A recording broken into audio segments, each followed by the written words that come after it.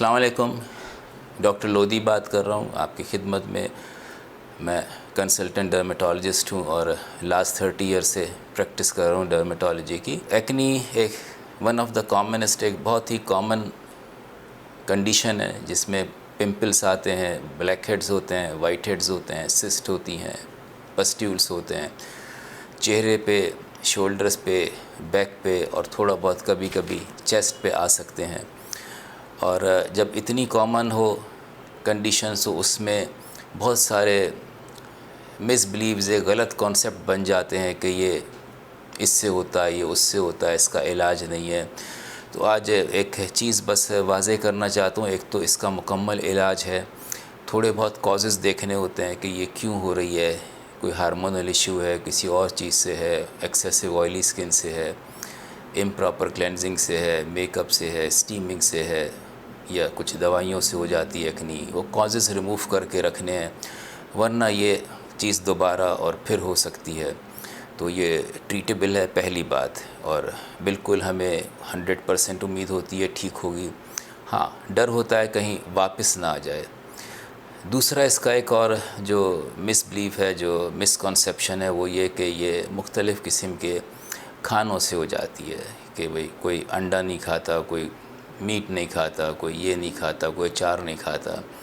تو یہاں یہ بتاتا چلوں کہ ایسا کوئی بات نہیں ہے کہ یہ انڈے سے ہو یا گوشت سے ہو. یہ اس کے کچھ اور ریزنز ہوتے ہیں، کھانے پینے کا تعلق نہیں ہے. تو جو بھی بچے یا بڑے یا کسی کو بھی ہے وہ سب کچھ کھائیں، پراپر علاج کرائیں، ٹھیک ہو جائے گی. تیسرا جو میرے پاس آتے ہیں وہ سمجھتے ہیں کہ یہ اس ایج میں جب پیوبرٹی آ رہی ہو تو بچوں کو ہونا ہی ہونا ہے، سب کو ہوا. تو یہاں بھی یہ بات واضح کرتا چلوں کہ یہ بچوں میں بھی ہو سکتی ہے انفینٹائل ایکنی، اور بڑوں میں بھی ہو سکتی ہے. 30 ایئرس کی ایج میں بھی، 40 میں بھی، 50 میں بھی اڈلٹ ایکنی ہو سکتی ہے.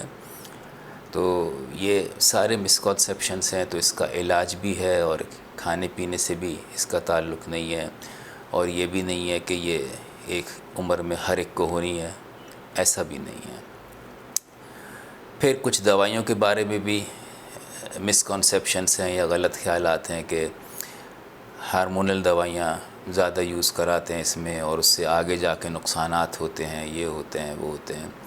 تو سائیڈ ایفیکٹس تو ہر دوا کے تھوڑے بہت ہوتے ہیں. اسی طرح ایکنی کی دوائیوں کے بھی چند سائیڈ ایفیکٹس ہوتے ہیں، لیکن ایسے سیویئر نہیں ہوتے ہیں کہ آگے جا کے اس میں آپ کو اپنی فیملی انکریز کرنی ہے یا کچھ اس طرح کا کرنا ہے، پریگننسی کا سلسلہ.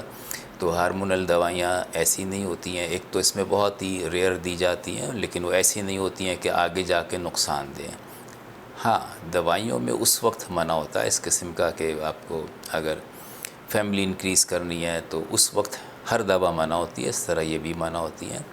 تو یہ چند باتیں تھیں، چند چیزیں تھیں جو میں واضح کرنا چاہتا تھا اور ایک مسکنسیپشن ہٹانا چاہتا تھا. تو میں فائنلی یہ بتاتا چلوں کہ ایکنی ٹریٹیبل ہے، علاج ہو جاتا ہے، اور بڑا مؤثر علاج ہوتا ہے. خیال رکھنا ہے کہ ان وجوہات سے ہو رہی ہے ان کو دور رکھیں تو اس کی ریکرنس یعنی واپس نہیں ہوتی ہے.